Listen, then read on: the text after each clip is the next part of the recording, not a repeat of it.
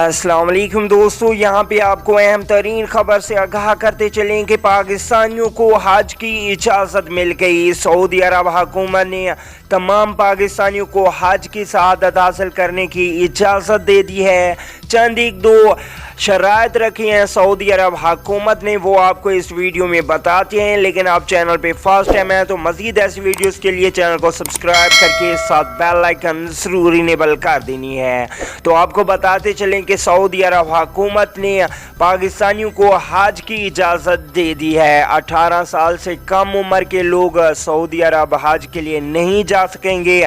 इसके अलावा 60 साल से ज़्यादा उम्र के लोग भी नहीं जा पाएंगे। जो लोग जाएंगे वो 18 से 60 साल के बीच के लोग होंगे।